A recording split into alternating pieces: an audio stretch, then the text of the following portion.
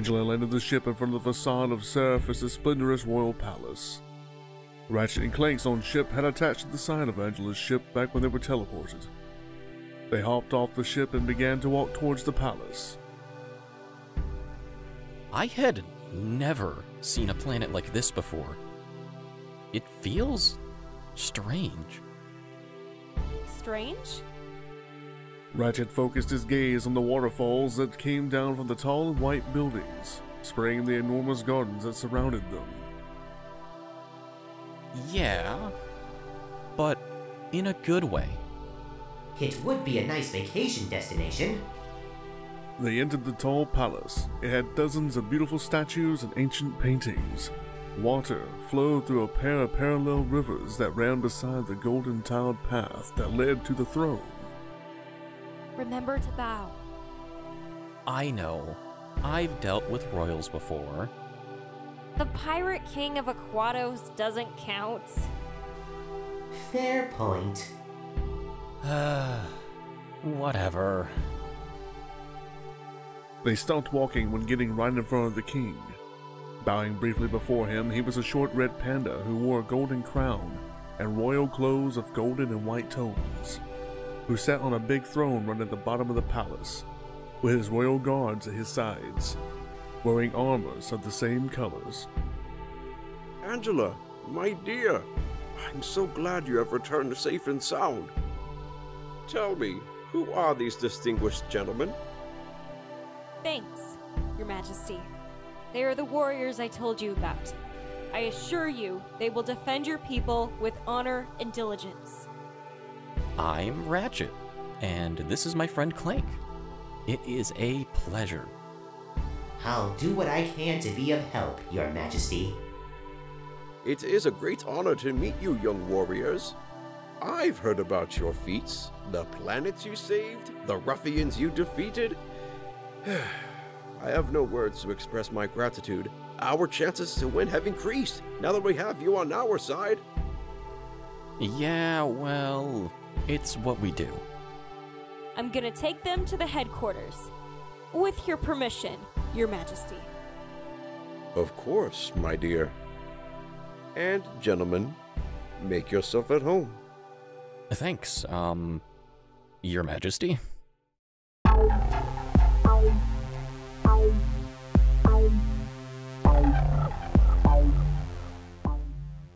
After bowing at the king again, they exited the palace and walked on the white and golden streets between the gardens, waterfalls, and homes that made up the splendid kingdom of Seraphis.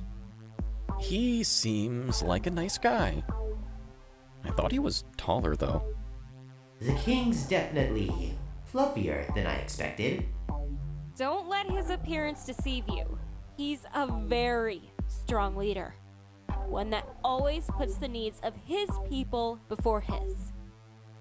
After going down the long staircase, the three arrived at the headquarters, which was a medium building that maintained the gold and white architecture of the city. It was modestly equipped with old workstations and only a couple of racks displaying the armament. An equally modest group of citizens turned into warriors received them. Oh, damn. Ratchet. A young Luparian approached them, looking at Ratchet and Clank with awe. Hi. My name is Ash. I admire you so much. You have done a lot for the galaxy and... Nice to meet you. What is your role here? Oh, sure. Well, I supervise the training sessions, clean the weapons, mop the floor once in a while. That's not relevant, is it? Sorry, I mean... I get you, Ash. Don't worry. I know it isn't much, but it's all we have. It's way less than I imagined. Ash, show me the arsenal. Yes, sir. Ash took Ratchet to the racks that displayed the weaponry. We don't have a lot of stuff. The king can be a bit reluctant to invest in weapons and all of that. But well, we got plasma rifles, wave guns, sound grenades. Ratchet noticed a large sniper rifle that laid on the top of the last rack. He took it and inspected it. Quantum Ray Model IG1102. This is nice. Do you have more of these? Yeah, but they are toast. We've tried to fix them, but we've had no luck. We're gonna try again then. These are one of the best weapons bolts can buy. A few of them can make a lot of damage in the right hands. Alright, if you guys want to give it a shot, I'm gonna look for the other ones. Ash headed to a set of boxes that were stacked in the corner. I think there are enough resources in the old warehouse to make electric mines. Reactors, crystals, that kind of stuff. It wouldn't hurt to try. Let's go.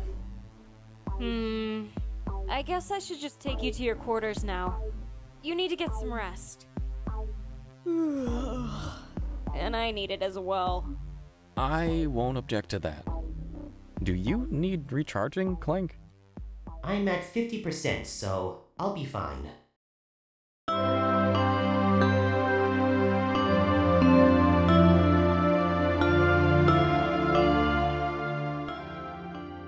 While Clank stood there with Ash and the other warriors, Angela took Ratchet to the quarters that the king had granted to them. After going up a long staircase inside the palace and walking through tall and ostentatious hallways, they arrived to the quarters. Angela put her hand on a golden recognition pad next to the door. Then it slid upwards, letting them in. Whoa, I don't think we need this much. But thanks. The room was pretty big. It had a large window that covered the entire wall, letting a lot of light in. The golden and white details were also present on the king-size bed that was in the corner of the room. There was a lounge in the opposite corner with a pair of large couches in front of a holographic screen, as well as a large table in the middle. I told you the king was generous. If you need anything, just let me know, okay? Okay. Thanks again, Angela.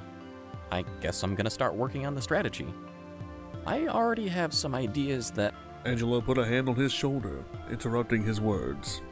We can work on that later. Rest as much as you can. Please? Alright. I will. Don't worry. Angela exited the room. The door closed behind her. Ratchet walked towards the bed and laid down, looking into the ceiling with a pensive gaze. What have you gotten yourself into? Ratchet fell asleep after a couple of minutes.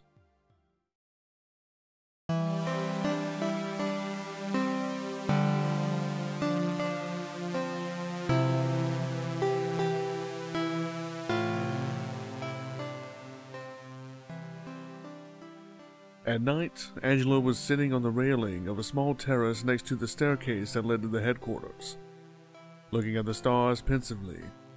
Her ear twitched when she heard Clank's metallic steps going up the stairs and approaching her. Oh, hi, Angela. Hi, Clank. I don't think it's a good idea to sit there. You could fall and, well, you know. I'll take the risk. But thanks. Okay, and don't you think it's a bit late to be awake? You are awake. Well, I'm a robot. I don't really need sleep or rest. I just got done charging myself. Cool. Are you alright? Yeah. I was just remembering stuff. What kind of stuff? Clank sat down on the ground, looking up at Angela. Everything Ratchet and I have gone through. Thugs for Less, the Proto-Pets, Captain Quark. It has been dangerous, yet thrilling. And now, he just acts so differently. Ratchet did mention something about missing the good old times, when we were heroes. For real? Yes, he just needs to remember why did he become the Ratchet everybody in this galaxy admires so much. And what would that be? Well, despite the adversities, the fears, the doubts, Ratchet has always ended up doing the right thing. At least, that's how I see it. Angela got thoughtful for a moment. Maybe this is an opportunity for him to remember who he is. Can I ask you something? It's kind of dumb, but I don't know. I just want to talk about it. Sure. Tell me. Can you feel fear? Well, that's a very good question, actually. As a robot, I wouldn't be able to feel fear, or anything really. Maybe I could simulate it, but that would be it. But remember, I'm more than a robot, Angela. I was created by Orvis, the Zonai who made the Great Clock. It's a long story, but what I'm trying to say is that I am not only this robotic body that you see.